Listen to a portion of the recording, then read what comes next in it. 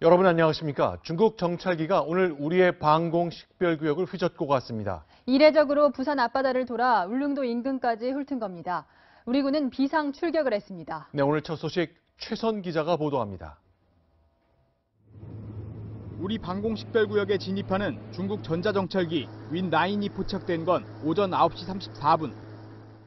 이어도 서남방으로 들어온 정찰기는 남해를 지나 부산 앞 64km까지 파고듭니다.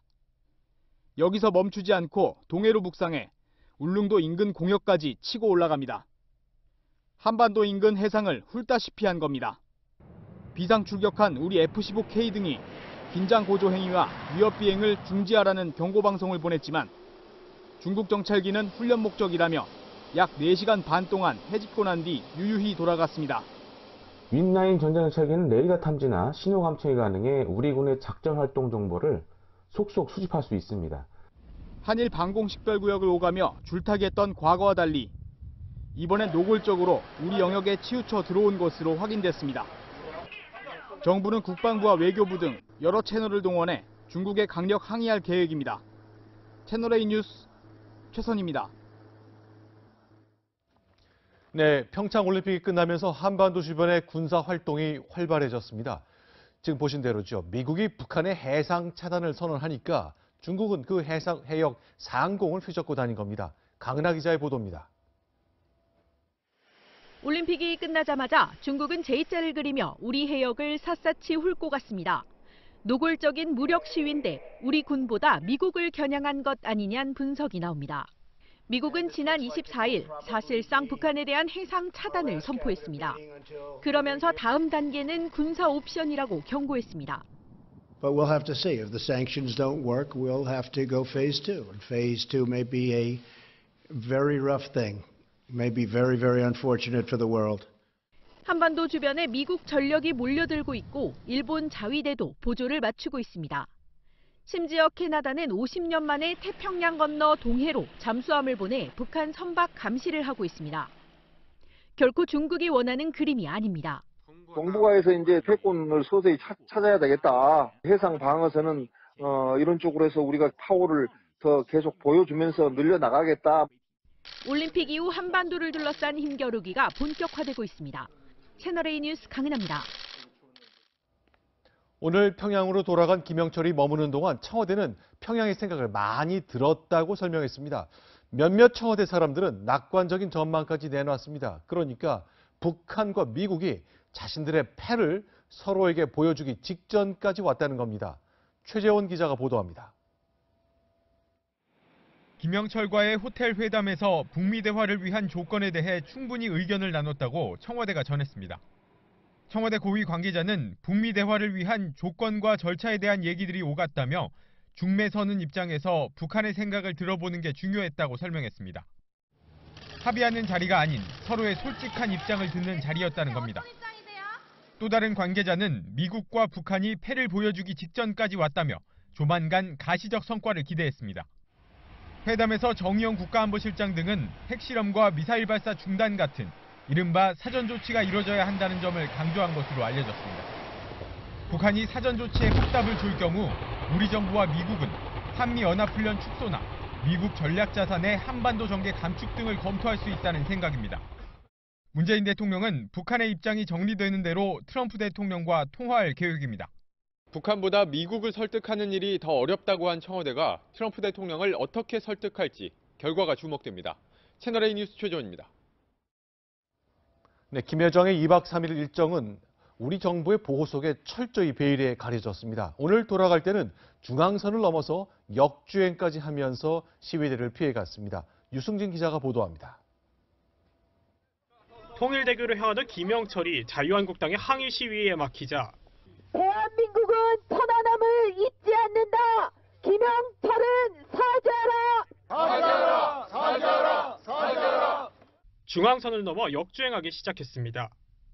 통일대교 위 초소를 지난 뒤에야 정주행 방향으로 다시 돌아올 수 있었습니다. 그 덕에 충돌은 피했습니다. 지나갔다 이제 막. 빨리도 간다 빨리도 가.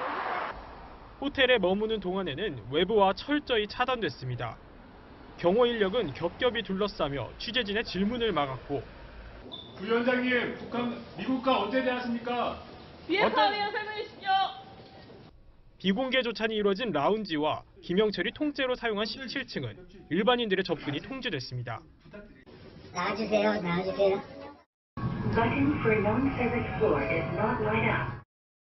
방 안 내내 무표정의 묵묵부답이던 김영철. 북한으로 돌아가는 순간엔 살짝 미소를 띠며 손을 들어 인사했습니다. 채널A 뉴스 유승진입니다.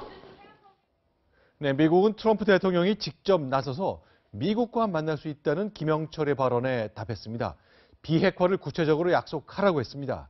만약 그게 없다면 북미 대화도 없다고 말했습니다. 조아라 기자입니다. 트럼프 대통령이 북미 대화를 위해서는 적절한 조건이 필요하다고 언급합니다. North Korea, who, by the way, wants to talk. As of last night, you heard that. They want to talk. And we want to talk also only under the right conditions.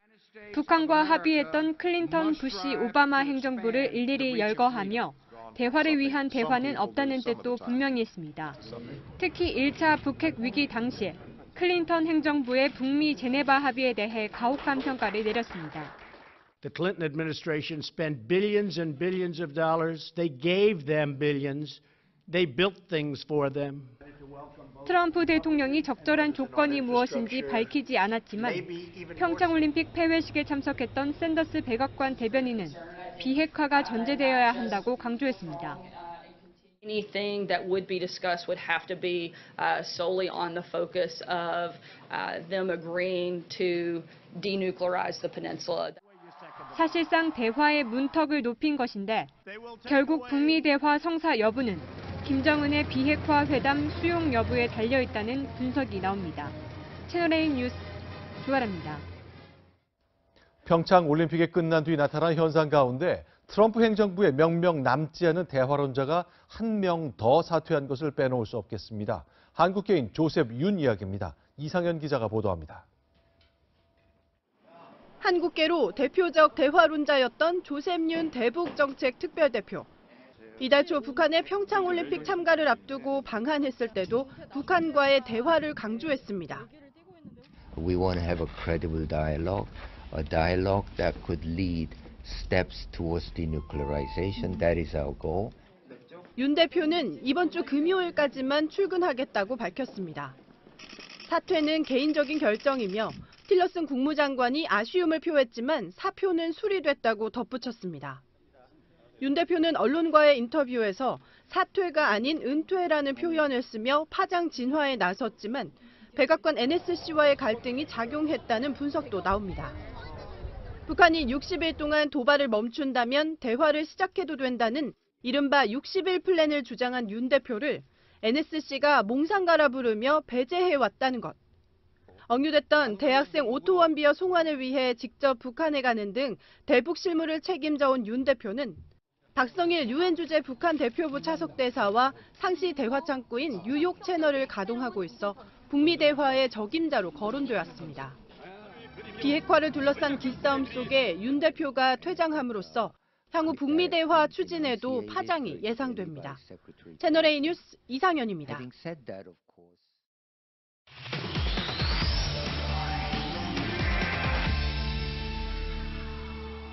네, 오늘의 뉴스 분석 하태원 국제부장과 함께하겠습니다. 부장, 오늘의 분석 키워드 소개해 주시죠.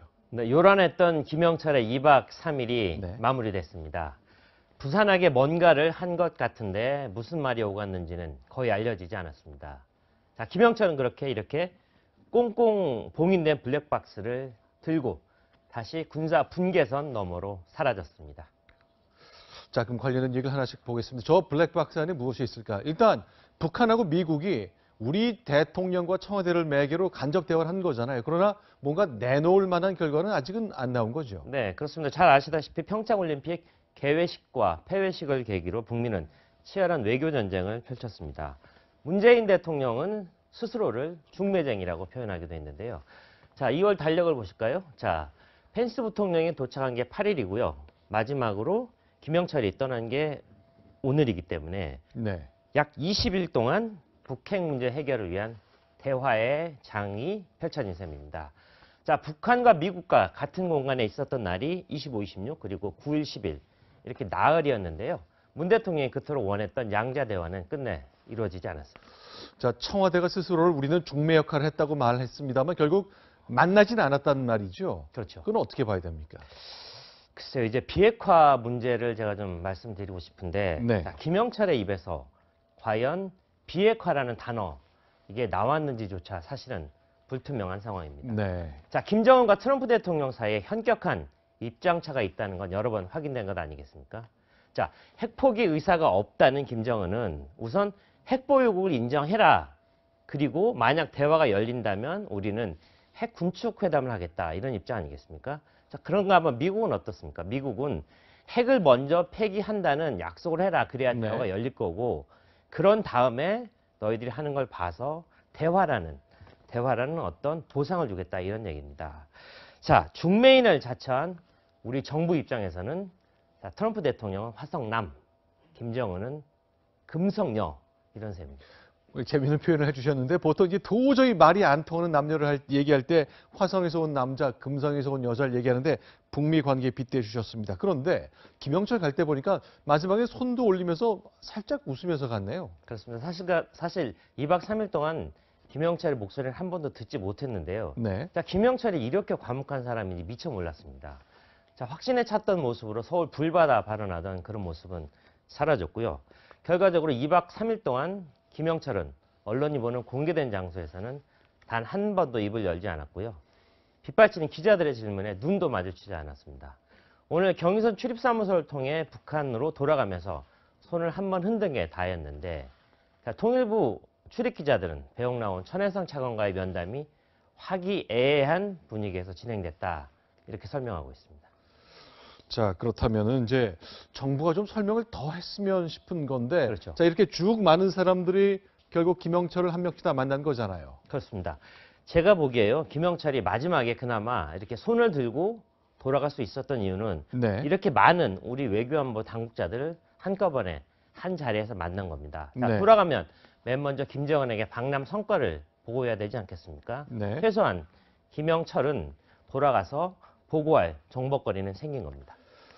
자, 그럼 이제 자기는 보고할 거리 많이 챙겨갔는데 결국 우리한테도 저 블랙박스 안에 남길 많은 얘기를 좀 남겨놓고 갔어야 되는데 우리 정부 설명 굉장히 좀 부족한 것 같네요. 여기 좀 예를 들어 주셨군요. 그렇습니다. 네. 어쨌든 북한과 미국을 마주 앉게 하려는 대화 노력이 진행 중이라는 점을 감안해도 지나친 비밀주의를 일관한 건 아닌가 하는 씁쓸한 뒷맛을 남겼습니다. 자, 26일 청와대 안보실 주최 오찬이 있은 다음에 내놓은 자료를 한 건 이거였습니다.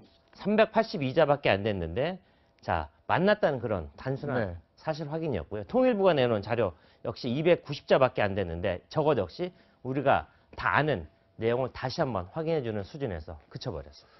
자, 그저께 어제는 점심했다, 오늘은 아침 식사했다, 뭐 이런 내용이 보도자료 요지일 정도였습니다. 결국 우리 정부가 많은 것을 해보겠다는 의욕을 많이 갖고 있는데 조금 더 지난 봐야 이 결실이 맺어진지 확인할 수 있겠군요. 그렇습니다. 알겠습니다. 하태훈 부장과 함께했습니다. 고맙습니다.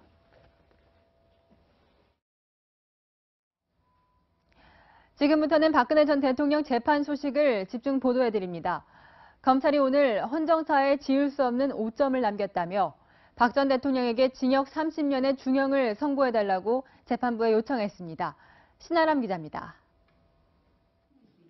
박근혜 전 대통령은 검찰의 구형이 이루어지는 결심 공판에도 모습을 드러내지 않았습니다. 대신 국선변호인단만 법정에 출석했습니다. 마지막 스타일인데. 네, 최선을 다하겠습니다. 검찰은 국정농단의 최종 책임자라며 박 전 대통령에게 징역 30년을 선고해달라고 재판부에 요청했습니다. 징역 30년은 형법이 정한 유기징역의 상한선으로 최순실 씨에게 구형했던 25년보다도 많습니다. 검찰은 대통령의 직무 권한을 자신과 최 씨의 사익 추구 수단으로 남용했고 헌법 가치를 훼손했다고 밝혔습니다. 또 국정농단 책임을 최 씨와 측근들에게 떠넘겼다고 지적했습니다.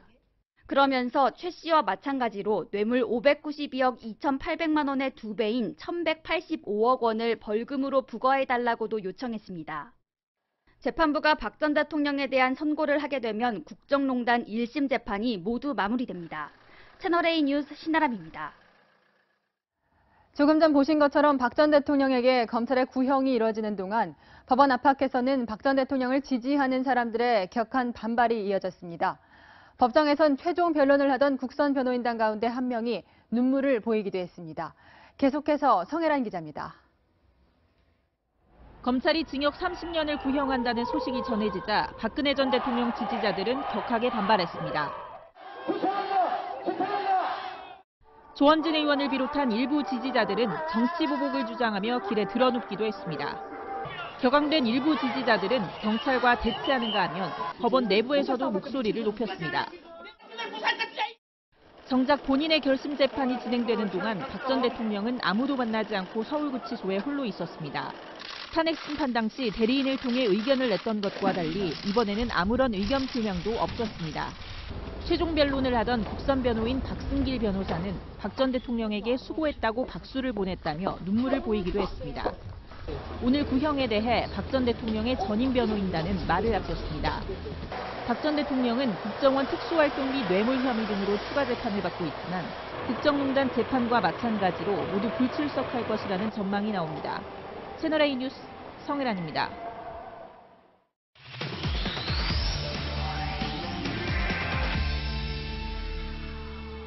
네, 약 한 달 뒤인 4월 6일이면 박근혜 전 대통령에 대한 1심 선고 결과가 나오게 됩니다. 사회부 배혜림 차장과 재판 전망 짚어보겠습니다. 네, 키워드 먼저 설명해 주시죠. 네, 오늘의 키워드는 최종 책임자는 박근혜입니다.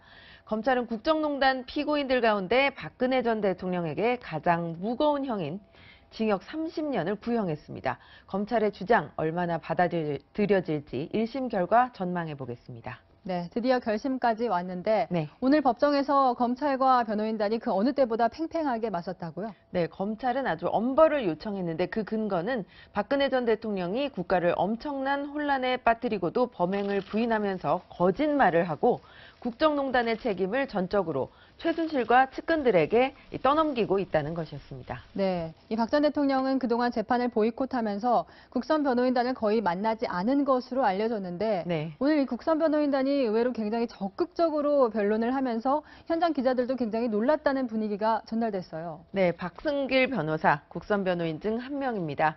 박 전 대통령을 대신해서 최후 변론에 나섰는데 이 박승길 변호사는 이 무지개의 빨강색과 주황색의 경계가 명확치 않은 것처럼 이 진실도 마찬가지라고 밝혔습니다. 그러면서 약간 붉은 기운이 돈다고 해서 처벌할 수는 없다고 밝혔는데 무슨 얘기인가요? 이게 무슨 얘기냐면요. 네. 박근혜 전 대통령의 책임 범위가 명확치 않은데도 너무 많이 박근혜 전 대통령에게 책임을 과도하게 물리고 있다. 이런 의미입니다. 또 평창 동계올림픽 사진을 공개하기도 했는데요. 네. 박 전 대통령이 평창 동계올림픽을 개최하려고 많이 노력을 했는데 감옥에 가둬둬서는 안 된다. 이런 주장이었습니다. 네, 평창 동계올림픽과 무슨 상관인가 이런 생각은 좀 들긴 하는데요. 네. 네, 그런데 또 궁금한 것이 지금까지는 박근혜 전 대통령이 없는 걸석 재판으로 진행을 했잖아요. 선고일에도 안 나와도 되는 겁니까? 네, 선고일에 나와야 하느냐, 안 나와도 되느냐를 두고는 법조계에서 갑론을박이 있었습니다. 그런데 박근혜 전 대통령의 재판을 하는 법원의 판단이 중요하겠죠. 법원 관계자는 이 걸석 재판 중에서도 이 선고를 할 수 있다. 이게 바로 다수의 견해라고 밝혔습니다. 그러니까 4월 6일에 1심 판결이 선고된다. 이런 의미입니다. 네.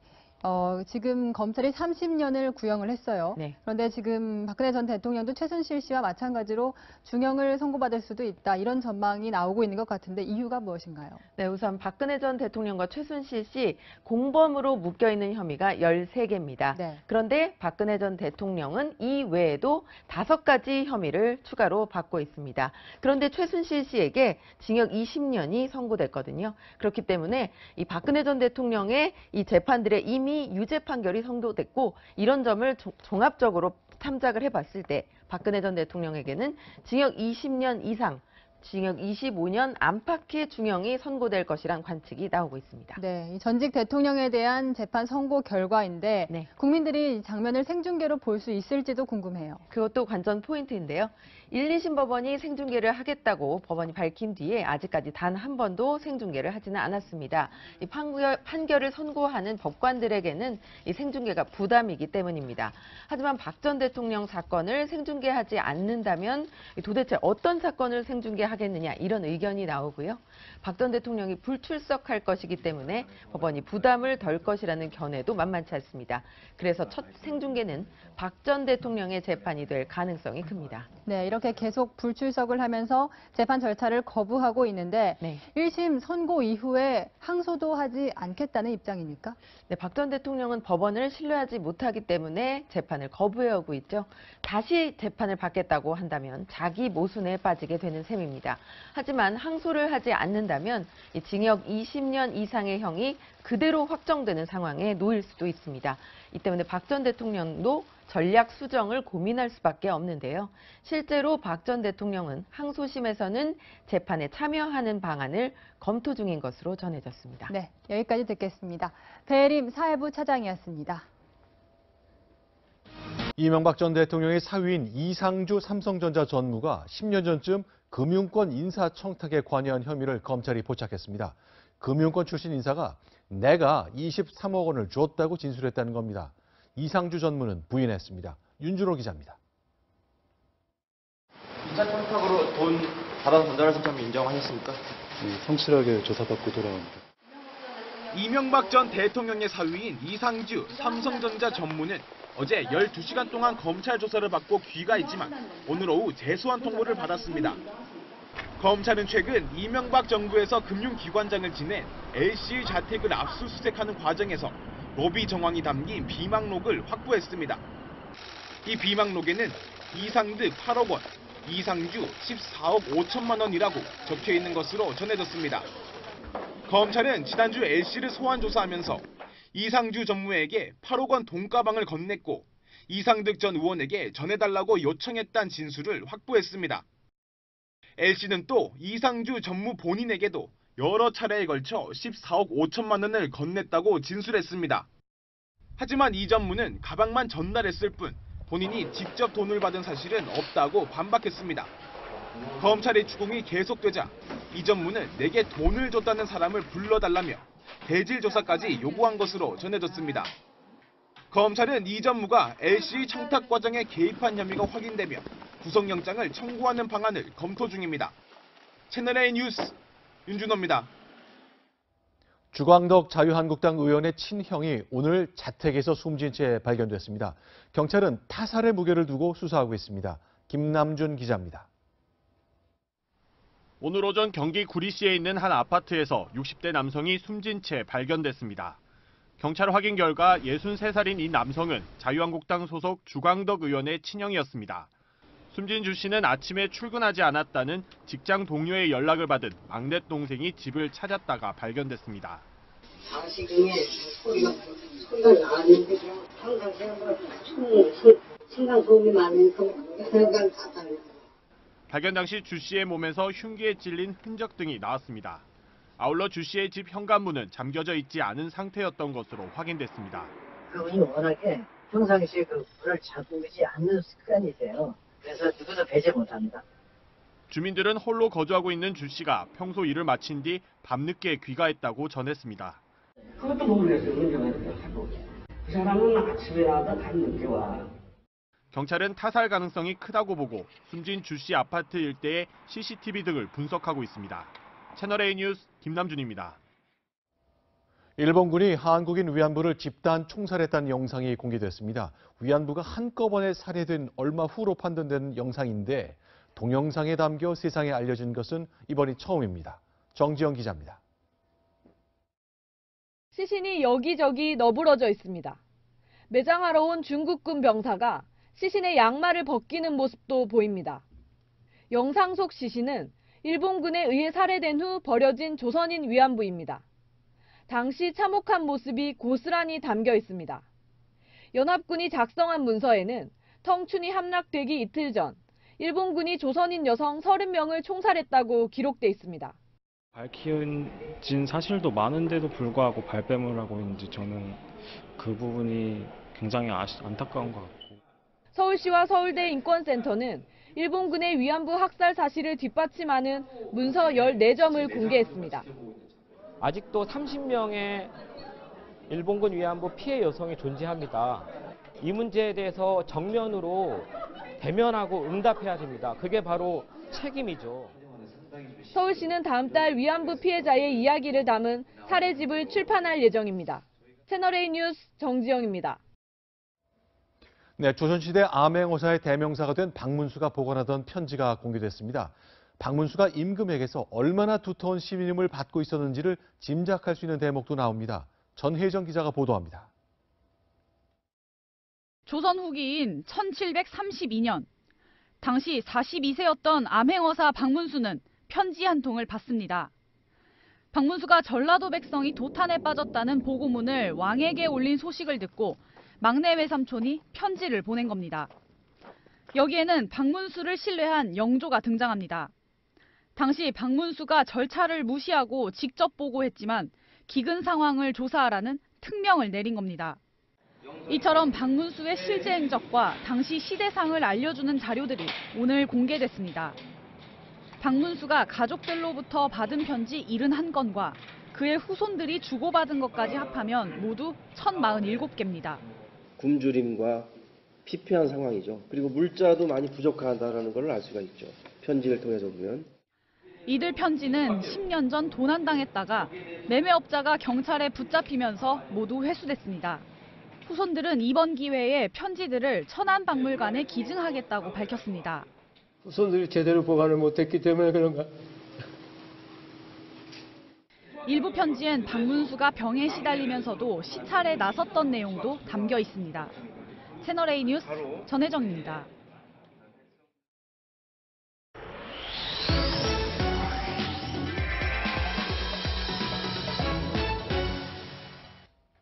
뉴스터치 시작합니다. 오늘은 성면이 검출된 학교 이야기입니다. 화재 방지 목적에서 과거 건축자재로 인기가 많았던 이 성면은 세계보건기구 WHO가 정한 1급 발암물질입니다. 호흡기를 통해 사람 몸에 들어가면 폐암이나 또 후두암 등을 일으킬 수 있는데요. 이 때문에 우리나라는 2007년부터 이 성면 시멘트 사용을 전면 금지했습니다. 문제는 이보다 앞서 지어진 건축물인데요. 정부 조사 결과 전국의 초중고교 2만여 곳 중 70%의 성면이 쓰인 사실이 드러났습니다. 정부가 방학 기간을 이용해 성면 제거 작업을 하고 있는데 이 작업이 완벽하지 못해서 이 학생 건강이 위협받고 있다는 우려가 나옵니다. 지난 23일 서울의 한 초등학교입니다. 마스크를 쓴 학부모들의 모습이 보이는데요. 이 학교에선 이 성면 해체 작업이 끝났지만 이 환경단체와 이 학부모 조사 결과 이 성면이 검출되자 이 학부모들이 직접 나선 겁니다. 이 학교 교실 천장에서 채취한 이 건축 잔여물인데요. 이 분석 결과를 한번 보실까요? 이 현미경으로 확대한 건데 교실 천장에서 나타난 이 백선면과 또 갈성면이 보입니다. 특히 오른쪽에 있는 이렇게 뾰족한 형태의 갈성면은 국제적으로도 독성이 강한 성면으로 알려져 있는데요. 논란이 일자 교육당국은 이 학교의 계약을 한 달 늦추고 이 성면 해체 공사를 한 학교를 상대로 대청소를 하기로 했습니다. 실제로 성면 제거 공사를 끝난 학교들을 정부가 조사했더니 모두 43곳에서 성면이 나왔는데요. 이 학부모들은 정부 대책만 믿고 아이를 학교에 보낼 수 없다며 제대로 된 성면 해체 작업이 반드시 필요하다고 강조합니다. 성면이라는 게 이렇게 위험한 거구나. 그런데 하루에 3-4시간씩 자면서 공부하는 학부모들도 있는데 아이들이 깨끗한 공기 안에서 수업을 할 수 있도록만 해주시면 돼요. 이 학부모들은 성면 제거 공사 현장에서 이렇게 직접 표본 채취도 하고 또 지역별, 이 학교별로 모니터링단도 만들어서 이 관리 감독에 참여하고 있는데요. 아이들을 안심하고 학교에 보낼 수 있는 종합적인 성면 관리 대책 마련과 학부모도 믿을 수 있는 투명한 집행이 중요해 보입니다. 뉴스터치였습니다. 오늘 미세먼지가 기승을 부렸죠. 그런데 실제 체감 농도보다 미세먼지 수치가 낮게 나와서 의아해하시는 분들 많으실 겁니다. 수치를 재는 측정소가 엉뚱한 곳에 있기 때문이라는 지적이 나옵니다. 이은우 기자입니다. 서울의 지역별 미세먼지 수치를 제공하는 사이트입니다. 하지만 체감 농도와 다른 날이 많습니다. 애보만 믿고 애기 옷이나 준비를 해서 내보내는데 실제로 많이 다르면 뭐 나가서 방비할 수 있는 게 없다 보니까 화가 많이 나죠. 서울의 미세먼지 측정소는 모두 25곳. 예보가 정확하려면 측정소의 위치가 적절해야 하지만 그렇지 못한 곳이 대부분입니다. 미세먼지 측정소는 이 지역의 중심 생활권에 설치돼야 하지만 이렇게 공기가 맑은 서울숲 한가운데 있습니다. 이곳에서 측정한 미세먼지 농도는 세제곱미터당 111 마이크로그램. 인적이 많은 도심의 다른 지역 측정치보다 낮게 나왔습니다. 미세먼지 측정소가 공원에 있는 곳도 있습니다. 약간 낮게 나오는 경향은 있는 것 같긴 합니다. 측정 장치가 사람의 얼굴 높이에 있는 것이 가장 적당합니다. 하지만 대부분이 건물 옥상에 설치돼 있습니다. 사람이 머무는 생활권과는 상당한 차이가 있습니다. 높이 올라갈수록 공기순환이 잘 돼 농도가 낮게 나옵니다. 서울시는 숲과 공원에 설치된 미세먼지 측정소의 이전을 검토하고 있습니다. 한편 서울시는 고농도 미세먼지가 발생하면 시행했던 출퇴근길 대중교통 무료 운행 정책을 중단하기로 했습니다. 채널A 뉴스 이윤우입니다. 빨래할 때 한 개씩 넣는 캡슐형 세제부터 작은 고체형 변기 세정제까지 가정에서 쓰는 세제 형태가 정말 다양한데요. 편리하긴 하지만 어린이들도 쉽게 뜯을 수 있다 보니 안전에 취약하다는 지적이 나옵니다. 조현선 기자입니다. 이영숙 씨는 얼마 전 4살 아들이 얼룩 제거제를 갖고 노는 모습을 발견하고 깜짝 놀랐습니다. 머리는 이미 다 젖어 있었고요. 얼굴과 팔다리에 다 바르고 있었어요. 너무 당황해서. 이렇게 가정용 세제의 뚜껑이나 포장이 어린이가 쉽게 열 수 있을 정도로 허술해 개선이 필요하다는 지적이 나왔습니다. 소비자원 조사 결과 만 3살에서 4살 어린이 10명 중 1명꼴로 세정제를 마시거나 만져서 응급조치를 받은 것으로 나타났습니다. 빨래할 때 쓰는 캡슐형 세제와 고체형 표백제입니다. 보시다시피 색깔이 알록달록하고 작다 보니까 아이들이 호기심에 깨물거나 터뜨려서 입에 넣는 경우가 종종 발생합니다. 미국에서는 영유아들이 캡슐형 세제 등을 삼키는 사고가 속출하자 어린이 보호용 포장의 대상을 확대한 바 있습니다. 어떻게 해줘야 유해한 화학물질이 포함되어 있는 모든 생활화학 제품은 어린이 보호 포장을 의무화하도록. 소비자원은 또 어린이 손이 닿지 않는 곳에 보관하는 것도 중요하다고 당부했습니다. 채널A 뉴스 조현선입니다. 법이 정한 주당 근로시간을 68시간에서 52시간으로 단축하는 법안이 오늘 국회 상임위를 통과했습니다. 여야가 밤새 논의 끝에 오늘 새벽 3시가 지나서야 합의한 겁니다. 김도형 기자입니다. 국회 환경노동위원회는 릴레이 협상 끝에 오늘 새벽 5년을 끌어온 근로시간 단축 개정안을 통과시켰습니다. 근로시간 관련해서 아마 가장 큰 폭의 어떤 변화를 가져오는 이런 개정안입니다. 기존에는 일주일에 평일 40시간, 연장 근로, 휴일 근무까지 최대 68시간까지 근무할 수 있었는데 이번 개정안으로 7일 근로시간을 52시간으로 제한한 겁니다. 휴일 수당은 경영계의 부담을 고려해 중복 할증은 인정하지 않고 8시간 이내는 통상임금 1.5배를, 8시간이 넘으면 2배를 주는 현행 기준을 유지합니다. 대신 3일절 등 법정 공휴일에도 돈을 받고 쉴 수 있는 법정 공휴일 유급 휴무 제도를 공무원에서 민간까지 확대하기로 했습니다. 사실상 무제한 근로가 가능하게 허용했던 특례 업종도 26개에서 5개로 축소했습니다. 국회는 산업계의 충격을 고려해 각각의 제도는 기업 규모에 따라 적용 시기를 달리하기로 했습니다. 채널A 뉴스 김도형입니다. 네, 이런 법안이 곧 탄생하게 되면서 대기업과 중소기업은 전혀 다르게 반응했습니다. 제일 걱정하는 쪽은 영세기업이었습니다. 박수유 기자가 보도합니다. 최저임금이 인상되면서 최근 20명에서 17명으로 직원을 줄인 이 인쇄공장은 더욱 난감해졌습니다. 근로시간이 줄어든 상황에서 생산량을 유지하려면 직원을 다시 늘려야 하기 때문입니다. 지금도 사람 구하기가 그러니까는 원활하지 않고 앞으로도 더 아마 더 힘들 거라고 생각합니다. 이렇게 계속 가면 좀 이 업을 하기가 좀 어렵지 않을까. 삼성전자는 올 초부터 이미 주당 근로시간을 52시간으로 줄였고 신세계는 35시간 근무제로 전환했지만 중소기업에는 부담이 되는 게 현실. 경총과 중기중앙회는 보완책 마련을 요청했고 한국경제연구원은 근로시간을 단축한 후에도 현재의 생산량을 유지하려면 매년 12조 원이 넘는 비용을 추가 부담해야 한다고 밝혔습니다. 근로시간 단축이 중소기업의 부담만 늘리지 않도록 보완 대책이 필요한 시점입니다. 채널A 뉴스 박주희입니다.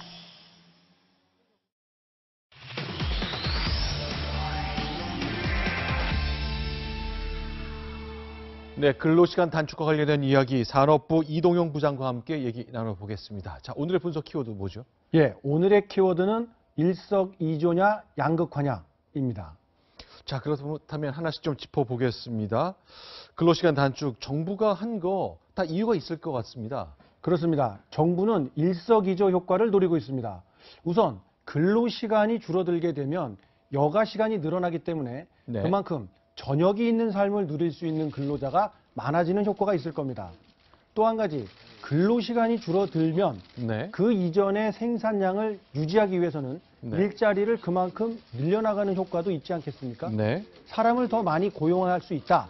이렇게 해서 저녁이 있는 삶도 누리게 하고 일자리도 늘어날 수 있다. 이런 게 정부의 생각입니다. 그래서 일석이조군요. 그렇습니다. 그렇다면 이런 거에 대해서 많은 사람들이 반기어야 될 것 같은데 노동계는 그렇지 않네요. 예, 노동계는 반대의 목소리를 내고 있습니다. 일단 근로시간이 줄어드는 만큼 수당도 줄어들기 때문입니다. 이 사례를 하나 보시겠습니다. 현행 근로체계에서 일주일에 60시간을 일하는 시간당 1만 원을 받는 근로자의 예를 들어보겠습니다. 현행 제도라면 60시간을 일주일에 일했을 때 네. 30만 원의 초과 근무수당을 받게 됩니다. 네. 하지만 근로시간이 52시간으로 줄어들게 되면 이 사람의 이 초과 근무수당은 18만 원에서 20만 원으로 10만 원 넘게 줄어드는 거죠. 이렇게 주말 수당은 는다는데 이게 총액은 준다 그 얘기군요. 그렇죠. 어쨌든 절대적인 금액은 줄어들기 때문에 네. 노동계에서는 이 휴일 근로수당의 경우에는 이 평소 임금의 200%를 적용해 달라 네. 이런 요구를 했지만 받아들여지지 않았습니다. 특히나 네. 이 전체 임금 중에서 수당이 차지하는 비중이 높은 네. 생산직 근로자들일수록 근로시간 단축에 따른 수입 감소폭이 클 우려가 나오고 있습니다. 그러니까 사무직과 생산직도 차이가 있을 거다 그 얘기를 그렇습니다. 해주셨습니다. 그렇다면 기업의 크기에 따라서 지금 보니까 큰 기업, 작은 기업 반응이 좀 다르던데요. 적용되는 게 좀 다르죠? 예, 기업 규모에 따라 적용 시점이 달라집니다. 이 보시는 것처럼 이 300인 이상 근무하는 기업은 당장 7월부터 적용이 됩니다. 50인 이상은 2020년부터 적용이 되죠. 네. 하지만 보시는 것처럼 5인 미만의 영세 사업장은 아예 근로시간 단축 적용 대상에서 제외됩니다. 네. 지금도 복지 혜택이 좋은 대기업과 공무원, 공공기관 직원들은 지금보다 더 저녁이 있는 삶을 누릴 수가 있게 되는 거고 형편이 어려운 근로자는 나중에 적용되거나 네. 아예 적용해서 배제가 되니까 근로복지에서도 양극화 현상이 나는 것 아니냐 이런 비판의 목소리가 나오고 있는 겁니다. 자, 그러니까 처음에 이제 일석이조냐 양극화냐 뭐 그 진단을 오늘 해주시는 것 같은데 그렇다면 우리보다 이제 선진국들은 먼저 이런 제도를 해봤잖아요. 그렇습니다. 우리가 거기서 배울 건 없을까요? 자, 미국의 예를 한번 들어보겠습니다. 미국에서는 일정 기준의 고소득 근로자에게는 근로시간에 제한을 두지 않고 있습니다. 네. 이 독일에서는 일종의 저축은행 제도 같은 걸 이용하고 있는데요. 네. 갑자기 주문이 늘어서 공장을 밤새 돌려야 하는 이런 일도 생길 수 있지 않겠습니까? 그렇죠. 이럴 경우에는 근로자에게 근로시간에 제한을 두지 않고 일을 하게 합니다. 네. 그리고 나서 그렇게 일한 시간만큼은 추가 휴가 시간을 주는 겁니다. 네. 하지만 지금 우리나라에서 적용하려고 하는 이 개정된 근로기준법상에는 어떠한 경우에도 주당 52시간을 초과할 경우 사업주가 형사처벌을 받게 돼 있습니다. 이렇게 현실적인 대안을 마련해 누구나 저녁이 있는 삶을 누리는 계기가 되어야 할 텐데요. 네. 이 정부 당국에서도 좀 더 현실적인 보완 대책이 필요한 시점입니다. 알겠습니다. 자, 이제 법 이제 곧 본회의 통과되면 실제 적용되고 올 7월부터는 큰 기업들은 적용되는 건데요. 그렇습니다. 많은 문제점도 있을 거라면 정부가 대책을 좀 세워야 되겠습니다. 이동용 부장과 오늘도 함께했습니다. 고맙습니다. 여러분 안녕하십니까? 중국 정찰기가 오늘 우리의 방공 식별구역을 휘젓고 갔습니다. 이례적으로 부산 앞바다를 돌아 울릉도 인근까지 훑은 겁니다. 우리 군은 비상 출격을 했습니다. 네, 오늘 첫 소식 최선 기자가 보도합니다. 우리 방공식별구역에 진입하는 중국 전자정찰기 윈9이 포착된 건 오전 9시 34분. 이어도 서남방으로 들어온 정찰기는 남해를 지나 부산 앞 64km까지 파고듭니다. 여기서 멈추지 않고 동해로 북상해 울릉도 인근 공역까지 치고 올라갑니다. 한반도 인근 해상을 훑다시피 한 겁니다. 비상 출격한 우리 F-15K 등이 긴장 고조 행위와 위협 비행을 중지하라는 경고 방송을 보냈지만 중국 정찰기는 훈련 목적이라며 약 4시간 반 동안 해집고 난 뒤 유유히 돌아갔습니다. 윈9 전자정찰기는 레이더 탐지나 신호 감청이 가능해 우리 군의 작전 활동 정보를 속속 수집할 수 있습니다. 한일 방공식별구역을 오가며 줄타기했던 과거와 달리 이번엔 노골적으로 우리 영역에 치우쳐 들어온 것으로 확인됐습니다. 정부는 국방부와 외교부 등 여러 채널을 동원해 중국에 강력 항의할 계획입니다. 채널A 뉴스 최선입니다. 네, 평창 올림픽이 끝나면서 한반도 주변의 군사 활동이 활발해졌습니다. 지금 보신 대로죠. 미국이 북한의 해상 차단을 선언하니까 중국은 그 해역 상공을 휘젓고 다닌 겁니다. 강은하 기자의 보도입니다. 올림픽이 끝나자마자 중국은 J자를 그리며 우리 해역을 샅샅이 훑고 갔습니다. 노골적인 무력 시위인데 우리 군보다 미국을 겨냥한 것 아니냐는 분석이 나옵니다. 미국은 지난 24일 사실상 북한에 대한 해상 차단을 선포했습니다. 그러면서 다음 단계는 군사 옵션이라고 경고했습니다. But we'll have to see. If the sanctions don't work, we'll have to go phase 2. And phase 2 may be a very rough thing. May be very, very unfortunate for the world. 한반도 주변에 미국 전력이 몰려들고 있고 일본 자위대도 보조를 맞추고 있습니다. 심지어 캐나다는 50년 만에 태평양 건너 동해로 잠수함을 보내 북한 선박 감시를 하고 있습니다. 결코 중국이 원하는 그림이 아닙니다. 정부가 해서 이제 태권을 서서히 찾아야 되겠다. 해상 방어선은 이런 쪽으로 해서 우리가 파워를 더 계속 보여주면서 늘려나가겠다. 올림픽 이후 한반도를 둘러싼 힘겨루기가 본격화되고 있습니다. 채널A 뉴스 강은하입니다. 오늘 평양으로 돌아간 김영철이 머무는 동안 청와대는 평양의 생각을 많이 들었다고 설명했습니다. 몇몇 청와대 사람들은 낙관적인 전망까지 내놨습니다. 그러니까 북한과 미국이 자신들의 패를 서로에게 보여주기 직전까지 왔다는 겁니다. 최재원 기자가 보도합니다. 김영철과의 호텔 회담에서 북미 대화를 위한 조건에 대해 충분히 의견을 나눴다고 청와대가 전했습니다. 청와대 고위 관계자는 북미 대화를 위한 조건과 절차에 대한 얘기들이 오갔다며 중매 서는 입장에서 북한의 생각을 들어보는 게 중요했다고 설명했습니다. 합의하는 자리가 아닌 서로의 솔직한 입장을 듣는 자리였다는 겁니다. 또 다른 관계자는 미국과 북한이 패를 보여주기 직전까지 왔다며 조만간 가시적 성과를 기대했습니다. 회담에서 정의용 국가안보실장 등은 핵실험과 미사일 발사 중단 같은 이른바 사전 조치가 이뤄져야 한다는 점을 강조한 것으로 알려졌습니다. 북한이 사전 조치에 확답을 줄 경우 우리 정부와 미국은 한미연합훈련 축소나 미국 전략자산의 한반도 전개 감축 등을 검토할 수 있다는 생각입니다. 문재인 대통령은 북한의 입장이 정리되는 대로 트럼프 대통령과 통화할 계획입니다. 북한보다 미국을 설득하는 일이 더 어렵다고 한 청와대가 트럼프 대통령을 어떻게 설득할지 결과가 주목됩니다. 채널A 뉴스 최재원입니다. 네, 김여정의 2박 3일 일정은 우리 정부의 보호 속에 철저히 베일에 가려졌습니다. 오늘 돌아갈 때는 중앙선을 넘어서 역주행까지 하면서 시위대를 피해갔습니다. 유승진 기자가 보도합니다.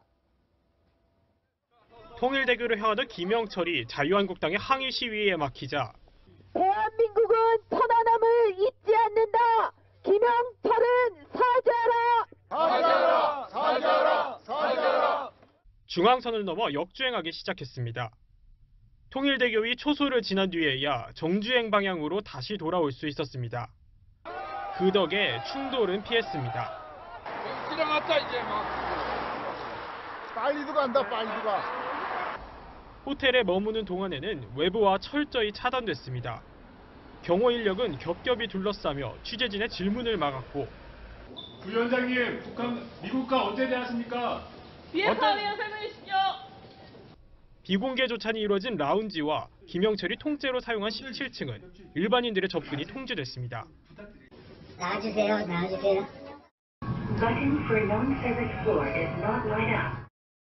방안 내내 무표정의 묵묵부답이던 김영철. 북한으로 돌아가는 순간엔 살짝 미소를 띠며 손을 들어 인사했습니다. 채널A 뉴스 유승진입니다. 네, 미국은 트럼프 대통령이 직접 나서서 미국과 만날 수 있다는 김영철의 발언에 답했습니다. 비핵화를 구체적으로 약속하라고 했습니다. 만약 그게 없다면 북미 대화도 없다고 말했습니다. 조아라 기자입니다.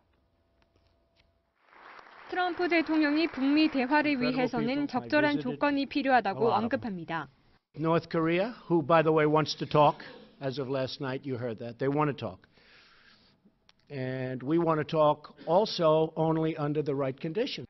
북한과 합의했던 클린턴, 부시, 오바마 행정부를 일일이 열거하며 대화를 위한 대화는 없다는 뜻도 분명히 했습니다.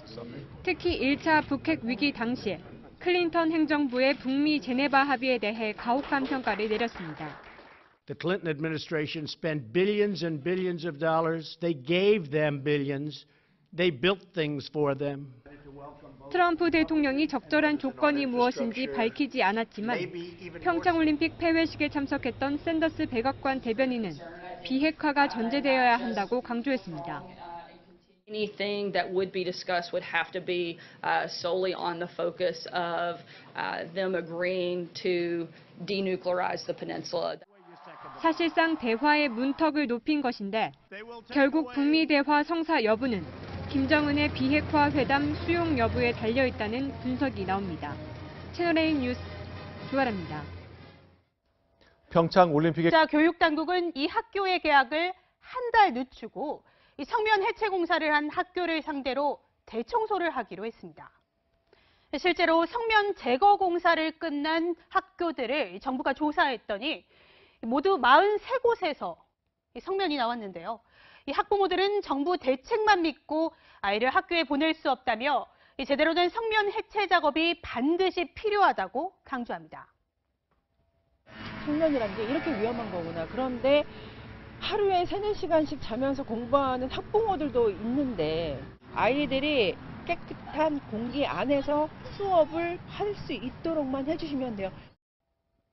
이 학부모들은 성면 제거 공사 현장에서 이렇게 직접 표본 채취도 하고 또 지역별, 이 학교별로 모니터링단도 만들어서 이 관리 감독에 참여하고 있는데요. 아이들을 안심하고 학교에 보낼 수 있는 종합적인 성면 관리 대책 마련과 학부모도 믿을 수 있는 투명한 집행이 중요해 보입니다. 뉴스터치였습니다. 오늘 미세먼지가 기승을 부렸죠. 그런데 실제 체감 농도보다 미세먼지 수치가 낮게 나와서 의아해하시는 분들 많으실 겁니다. 수치를 재는 측정소가 엉뚱한 곳에 있기 때문이라는 지적이 나옵니다. 이은우 기자입니다. 서울의 지역별 미세먼지 수치를 제공하는 사이트입니다. 하지만 체감 농도와 다른 날이 많습니다. 애보만 믿고 애기 옷이나 준비를 해서 내보내는데 실제로 많이 다르면 뭐 나가서 방비할 수 있는 게 없다 보니까 화가 많이 나죠. 서울의 미세먼지 측정소는 모두 25곳. 예보가 정확하려면 측정소의 위치가 적절해야 하지만 그렇지 못한 곳이 대부분입니다. 미세먼지 측정소는 이 지역의 중심 생활권에 설치돼야 하지만 이렇게 공기가 맑은 서울숲 한가운데 있습니다. 이곳에서 측정한 미세먼지 농도는 세제곱미터당 111 마이크로그램. 인적이 많은 도심의 다른 지역 측정치보다 낮게 나왔습니다. 미세먼지 측정소가 공원에 있는 곳도 있습니다. 약간 낮게 나오는 경향은 있는 것 같긴 합니다. 측정 장치가 사람의 얼굴 높이에 있는 것이 가장 적당합니다. 하지만 대부분이 건물 옥상에 설치돼 있습니다. 사람이 머무는 생활권과는 상당한 차이가 있습니다. 높이 올라갈수록 공기순환이 잘 돼 농도가 낮게 나옵니다. 서울시는 숲과 공원에 설치된 미세먼지 측정소의 이전을 검토하고 있습니다. 한편 서울시는 고농도 미세먼지가 발생하면 시행했던 출퇴근길 대중교통 무료 운행 정책을 중단하기로 했습니다. 채널A 뉴스 이윤우입니다.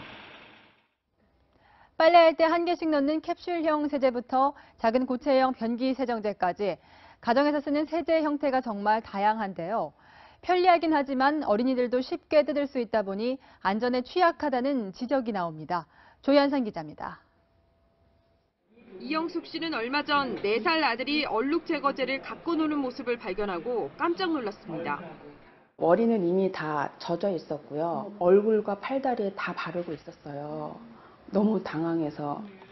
이렇게 가정용 세제의 뚜껑이나 포장이 어린이가 쉽게 열 수 있을 정도로 허술해 개선이 필요하다는 지적이 나왔습니다. 소비자원 조사 결과 만 3살에서 4살 어린이 10명 중 1명꼴로 세정제를 마시거나 만져서 응급조치를 받은 것으로 나타났습니다. 빨래할 때 쓰는 캡슐형 세제와 고체형 표백제입니다. 보시다시피 색깔이 알록달록하고 작다 보니까 아이들이 호기심에 깨물거나 터뜨려서 입에 넣는 경우가 종종 발생합니다. 미국에서는 영유아들이 캡슐형 세제 등을 삼키는 사고가 속출하자 어린이 보호용 포장의 대상을 확대한 바 있습니다. 어떻게 해줘야 유해한 화학물질이 포함되어 있는 모든 생활화학 제품은 어린이 보호 포장을 의무화하도록. 소비자원은 또 어린이 손이 닿지 않는 곳에 보관하는 것도 중요하다고 당부했습니다.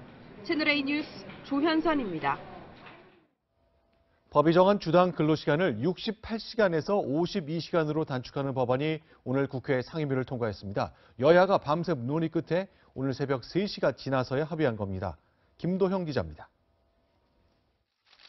국회 환경노동위원회는 릴레이 협상 끝에 오늘 새벽 5년을 끌어온 근로시간 단축 개정안을 통과시켰습니다. 근로시간 관련해서 아마 가장 큰 폭의 어떤 변화를 가져오는 이런 개정안입니다. 기존에는 일주일에 평일 40시간, 연장 근로, 휴일 근무까지 최대 68시간까지 근무할 수 있었는데 이번 개정안으로 7일 근로시간을 52시간으로 제한한 겁니다. 휴일 수당은 경영계의 부담을 고려해 중복 할증은 인정하지 않고 8시간 이내는 통상임금 1.5배를, 8시간이 넘으면 2배를 주는 현행 기준을 유지합니다. 대신 3일절 등 법정 공휴일에도 돈을 받고 쉴 수 있는 법정 공휴일 유급 휴무 제도를 공무원에서 민간까지 확대하기로 했습니다. 사실상 무제한 근로가 가능하게 허용했던 특례 업종도 26개에서 5개로 축소했습니다. 국회는 산업계의 충격을 고려해 각각의 제도는 기업 규모에 따라 적용 시기를 달리하기로 했습니다. 채널A 뉴스 김도형입니다. 네, 이런 법안이 곧 탄생하게 되면서 대기업과 중소기업은 전혀 다르게 반응했습니다. 제일 걱정하는 쪽은 영세기업이었습니다. 박수유 기자가 보도합니다. 최저임금이 인상되면서 최근 20명에서 17명으로 직원을 줄인 이 인쇄공장은 더욱 난감해졌습니다. 근로시간이 줄어든 상황에서 생산량을 유지하려면 직원을 다시 늘려야 하기 때문입니다. 지금도 사람 구하기가 그러니까는 원활하지 않고 앞으로도 더 아마 더 힘들 거라고 생각합니다. 이렇게 계속 가면 좀 이 업을 하기가 좀 어렵지 않을까. 삼성전자는 올 초부터 이미 주당 근로시간을 52시간으로 줄였고 신세계는 35시간 근무제로 전환했지만 중소기업에는 부담이 되는 게 현실. 경총과 중기중앙회는 보완책 마련을 요청했고 한국경제연구원은 근로시간을 단축한 후에도 현재의 생산량을 유지하려면 매년 12조 원이 넘는 비용을 추가 부담해야 한다고 밝혔습니다. 근로시간 단축이 중소기업의 부담만 늘리지 않도록 보완 대책이 필요한 시점입니다. 채널A 뉴스 박수유입니다. 삼성전자 전무는 어제 12시간 동안 검찰 조사를 받고 귀가했지만 오늘 오후 재소환 통보를 받았습니다. 검찰은 최근 이명박 정부에서 금융기관장을 지낸 L씨의 자택을 압수수색하는 과정에서 로비 정황이 담긴 비망록을 확보했습니다. 이 비망록에는 이상득 8억 원, 이상주 14억 5천만 원이라고 적혀 있는 것으로 전해졌습니다. 검찰은 지난주 L씨를 소환 조사하면서 이상주 전무에게 8억 원 돈가방을 건넸고 이상득 전 의원에게 전해달라고 요청했다는 진술을 확보했습니다. L씨는 또 이상주 전무 본인에게도 여러 차례에 걸쳐 14억 5천만 원을 건넸다고 진술했습니다. 하지만 이 전무는 가방만 전달했을 뿐 본인이 직접 돈을 받은 사실은 없다고 반박했습니다. 검찰의 추궁이 계속되자 이 전무는 내게 돈을 줬다는 사람을 불러달라며 대질 조사까지 요구한 것으로 전해졌습니다. 검찰은 이 전무가 LC 청탁 과정에 개입한 혐의가 확인되며 구속영장을 청구하는 방안을 검토 중입니다. 채널A 뉴스 윤준호입니다. 주광덕 자유한국당 의원의 친형이 오늘 자택에서 숨진 채 발견됐습니다. 경찰은 타살의 무게를 두고 수사하고 있습니다. 김남준 기자입니다.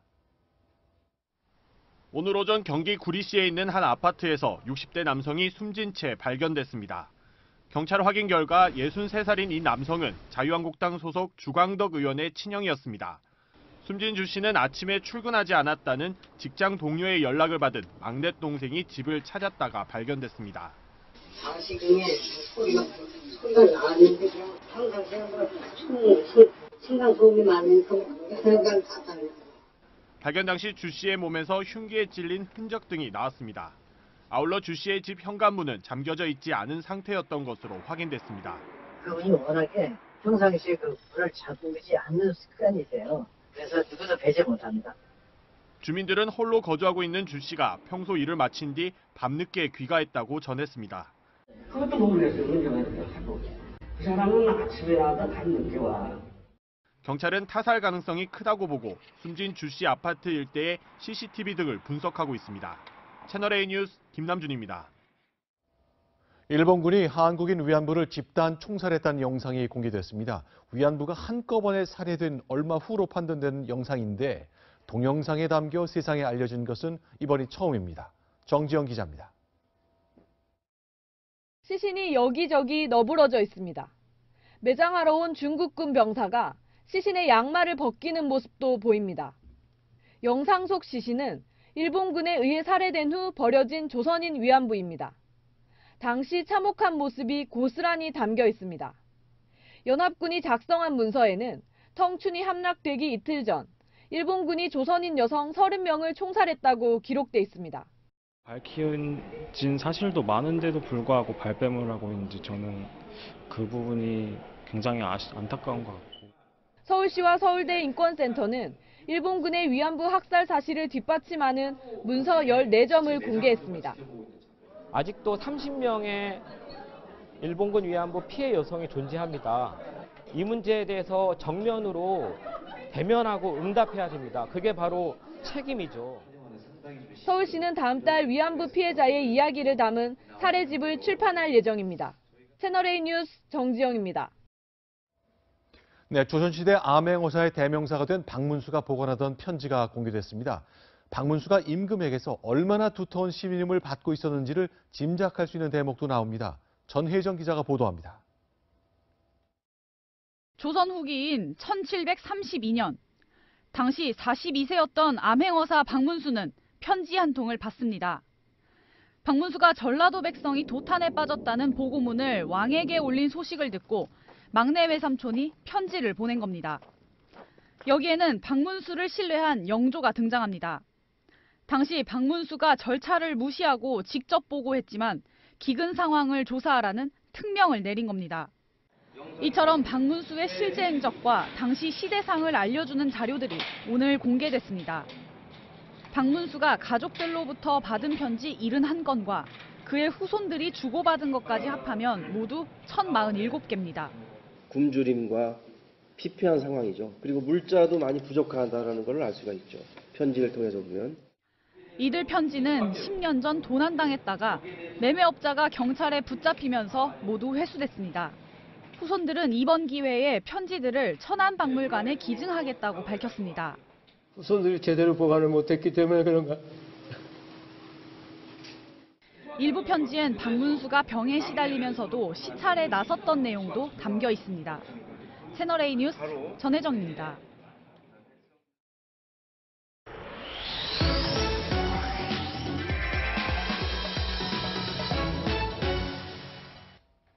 뉴스터치 시작합니다. 오늘은 성면이 검출된 학교 이야기입니다.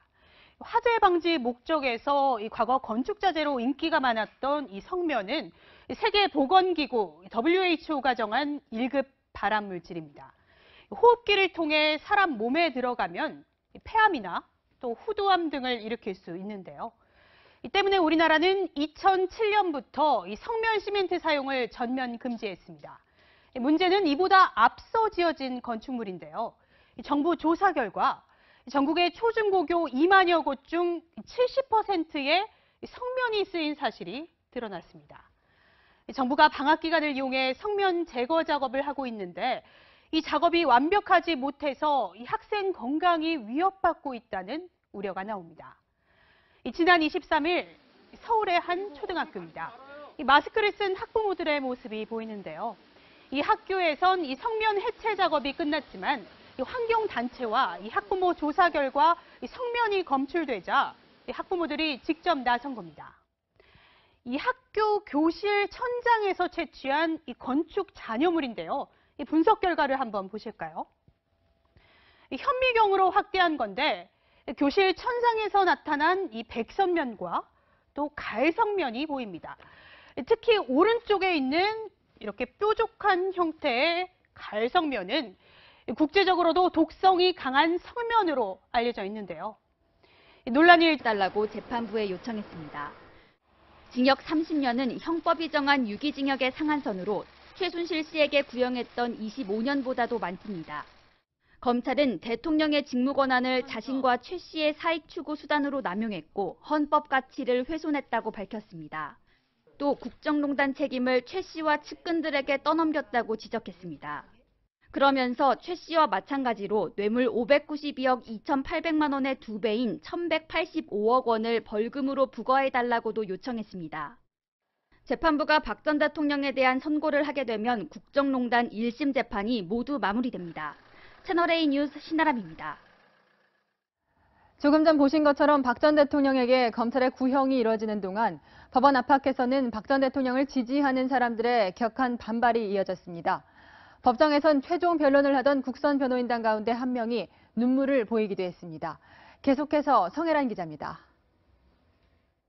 검찰이 징역 30년을 구형한다는 소식이 전해지자 박근혜 전 대통령 지지자들은 격하게 반발했습니다. 조원진 의원을 비롯한 일부 지지자들은 정치보복을 주장하며 길에 드러눕기도 했습니다. 격앙된 일부 지지자들은 경찰과 대치하는가 하면 법원 내부에서도 목소리를 높였습니다. 정작 본인의 결심 재판이 진행되는 동안 박 전 대통령은 아무도 만나지 않고 서울구치소에 홀로 있었습니다. 탄핵 심판 당시 대리인을 통해 의견을 냈던 것과 달리 이번에는 아무런 의견 표명도 없었습니다. 최종 변론을 하던 국선 변호인 박승길 변호사는 박 전 대통령에게 수고했다고 박수를 보냈다며 눈물을 보이기도 했습니다. 오늘 구형에 대해 박 전 대통령의 전임 변호인단은 말을 아꼈습니다. 박 전 대통령은 국정원 특수활동비 뇌물 혐의 등으로 추가 재판을 받고 있지만 국정농단 재판과 마찬가지로 모두 불출석할 것이라는 전망이 나옵니다. 채널A 뉴스 성혜란입니다.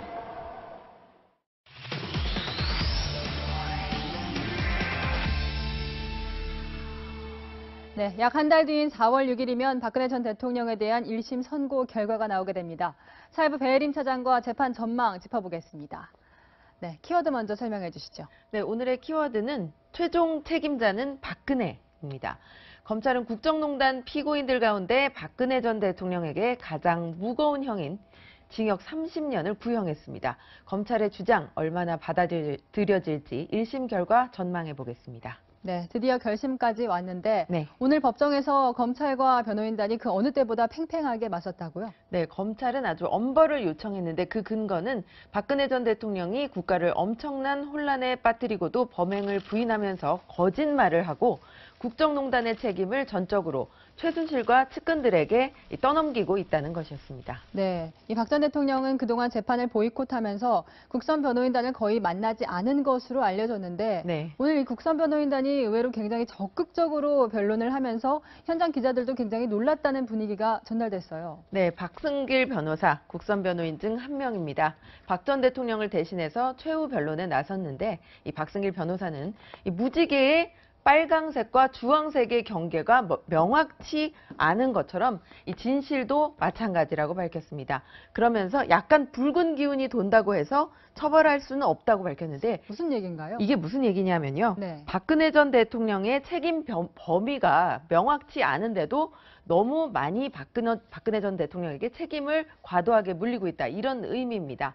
또 평창 동계올림픽 사진을 공개하기도 했는데요. 네. 박 전 대통령이 평창 동계올림픽을 개최하려고 많이 노력을 했는데 감옥에 가둬둬서는 안 된다. 이런 주장이었습니다. 네, 평창 동계올림픽과 무슨 상관인가 이런 생각은 좀 들긴 하는데요.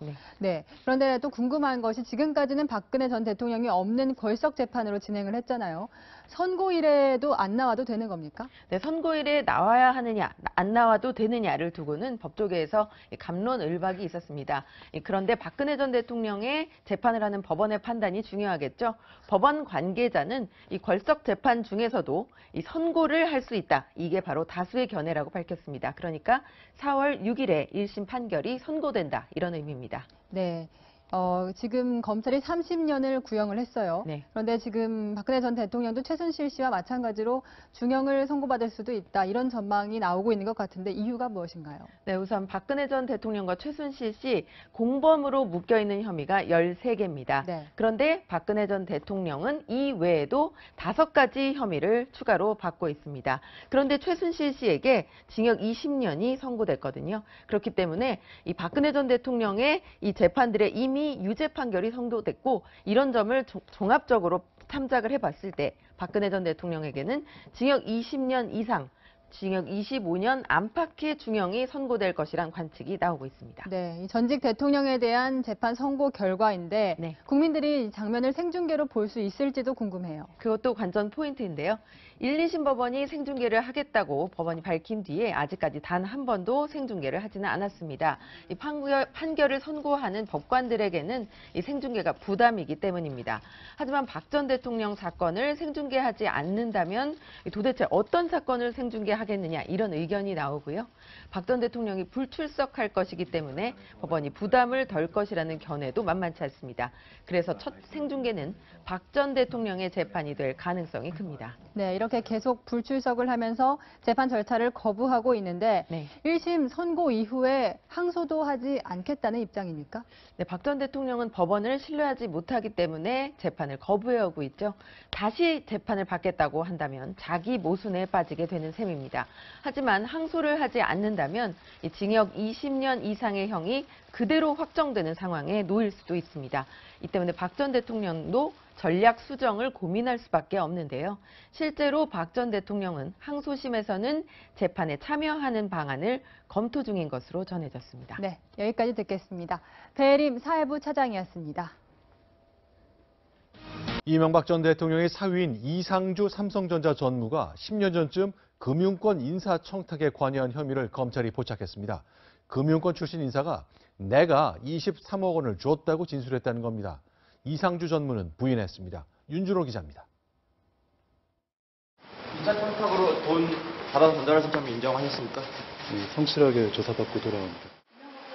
이명박 전 대통령의 사위인 이상주 끝난 뒤 나타난 현상 가운데 트럼프 행정부의 명명 남지 않은 대화론자가 한 명 더 사퇴한 것을 빼놓을 수 없겠습니다. 한국계인 조셉 윤 이야기입니다. 이상현 기자가 보도합니다.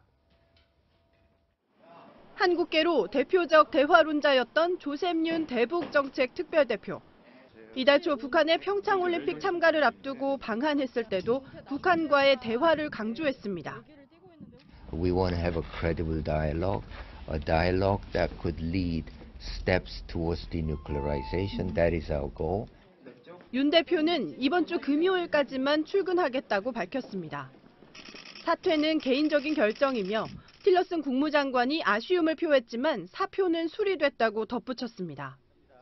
윤 대표는 언론과의 인터뷰에서 사퇴가 아닌 은퇴라는 표현을 쓰며 파장 진화에 나섰지만 백악관 NSC와의 갈등이 작용했다는 분석도 나옵니다. 북한이 60일 동안 도발을 멈춘다면 대화를 시작해도 된다는 이른바 60일 플랜을 주장한 윤 대표를 NSC가 몽상가라 부르며 배제해왔다는 것. 억류됐던 대학생 오토원비어 송환을 위해 직접 북한에 가는 등 대북 실무를 책임져온 윤 대표는 박성일 유엔 주재 북한 대표부 차석대사와 상시 대화 창구인 뉴욕 채널을 가동하고 있어 북미 대화의 적임자로 거론되었습니다. 비핵화를 둘러싼 기싸움 속에 윤 대표가 퇴장함으로써 향후 북미 대화 추진에도 파장이 예상됩니다. 채널A 뉴스 이상현입니다.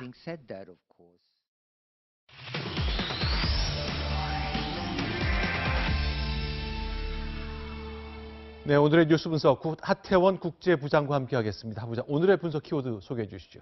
네, 요란했던 김영철의 2박 3일이 마무리됐습니다. 부산하게 뭔가를 한 것 같은데 무슨 말이 오갔는지는 거의 알려지지 않았습니다. 자, 김영철은 이렇게 꽁꽁 봉인된 블랙박스를 들고 다시 군사 분계선 너머로 사라졌습니다. 자, 그럼 관련된 얘기를 하나씩 보겠습니다. 저 블랙박스 안에 무엇이 있을까? 일단 북한하고 미국이 우리 대통령과 청와대를 매개로 간접 대화를 한 거잖아요. 그러나 뭔가 내놓을 만한 결과는 아직은 안 나온 거죠. 네, 그렇습니다. 잘 아시다시피 평창올림픽 개회식과 폐회식을 계기로 북미는 치열한 외교 전쟁을 펼쳤습니다. 문재인 대통령은 스스로를 중매쟁이라고 표현하기도 했는데요. 자, 2월 달력을 보실까요? 자, 펜스 부통령이 도착한 게 8일이고요. 마지막으로 김영철이 떠난 게 오늘이기 때문에 약 20일 동안 북핵 문제 해결을 위한 대화의 장이 펼쳐진 셈입니다. 자, 북한과 미국과 같은 공간에 있었던 날이 25, 26 그리고 9일, 10일 이렇게 나흘이었는데요. 문 대통령이 그토록 원했던 양자 대화는 끝내 이루어지지 않았습니다. 자, 청와대가 스스로를 우리는 중매 역할을 했다고 말했습니다만 결국 만나진 않았다는 말이죠. 그렇죠. 그건 어떻게 봐야 됩니까? 글쎄요, 이제 비핵화 문제를 제가 좀 말씀드리고 싶은데 자, 김영철의 입에서 과연 비핵화라는 단어 이게 나왔는지조차 사실은 불투명한 상황입니다. 자, 김정은과 트럼프 대통령 사이에 현격한 입장차가 있다는 건 여러 번 확인된 것 아니겠습니까? 자, 핵포기 의사가 없다는 김정은은 우선 핵보유국을 인정해라. 그리고 만약 대화가 열린다면 우리는 핵 군축 회담을 하겠다. 이런 입장 아니겠습니까? 자, 그런가 하면 미국은 어떻습니까? 미국은 핵을 먼저 폐기한다는 약속을 해라. 그래야 대화가 열릴 거고 그런 다음에 너희들이 하는 걸 봐서 대화라는 어떤 보상을 주겠다. 이런 얘기입니다. 자, 중매인을 자처한 우리 정부 입장에서는 자, 트럼프 대통령은 화성남, 김정은은 금성녀 이런 셈입니다.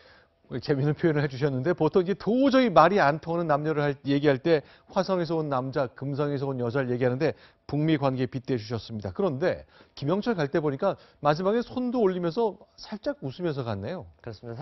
사실 2박 3일 동안 김영철의 목소리를 한 번도 듣지 못했는데요. 자, 김영철이 이렇게 과묵한 사람인지 미처 몰랐습니다. 자, 확신에 찼던 모습으로 서울 불바다 발언하던 그런 모습은 사라졌고요. 결과적으로 2박 3일 동안 김영철은 언론이 보는 공개된 장소에서는 단 한 번도 입을 열지 않았고요. 빗발치는 기자들의 질문에 눈도 마주치지 않았습니다. 오늘 경의선 출입사무소를 통해 북한으로 돌아가면서 손을 한 번 흔든 게 다였는데 자, 통일부 출입기자들은 배옥 나온 천혜성 차관과의 면담이 화기애애한 분위기에서 진행됐다. 이렇게 설명하고 있습니다. 자, 그렇다면은 이제 정부가 좀 설명을 더 했으면 싶은 건데 자, 이렇게 쭉 많은 사람들이 결국 김영철을 한 명씩 다 만난 거잖아요. 그렇습니다. 제가 보기에요. 김영철이 마지막에 그나마 이렇게 손을 들고 돌아갈 수 있었던 이유는 이렇게 많은 우리 외교안보 당국자들을 한꺼번에 한 자리에서 만난 겁니다. 자, 돌아가면 맨 먼저 김정은에게 방남 성과를 보고해야 되지 않겠습니까? 최소한 김영철은 돌아가서 보고할 정보거리는 생긴 겁니다. 자, 그럼 이제 자기는 보고할 거리 많이 챙겨갔는데 결국 우리한테도 저 블랙박스 안에 남길 많은 얘기를 좀 남겨놓고 갔어야 되는데 우리 정부 설명 굉장히 좀 부족한 것 같네요. 여기 좀 예를 들어 주셨군요. 그렇습니다. 네. 어쨌든 북한과 미국을 마주 앉게 하려는 대화 노력이 진행 중이라는 점을 감안해도 지나친 비밀주의를 일관한 건 아닌가 하는 씁쓸한 뒷맛을 남겼습니다. 자, 26일 청와대 안보실 주최 오찬이 있은 다음에 내놓은 자료라는 건 이거였습니다.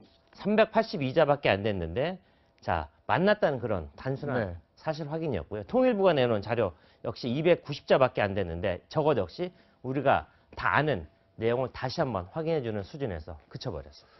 자, 그저께 어제는 점심했다, 오늘은 아침 식사했다, 뭐 이런 내용이 보도자료 요지일 정도였습니다. 결국 우리 정부가 많은 것을 해보겠다는 의욕을 많이 갖고 있는데 조금 더 지난 봐야 이 결실이 맺어진지 확인할 수 있겠군요. 그렇습니다. 알겠습니다. 하태원 부장과 함께했습니다. 고맙습니다.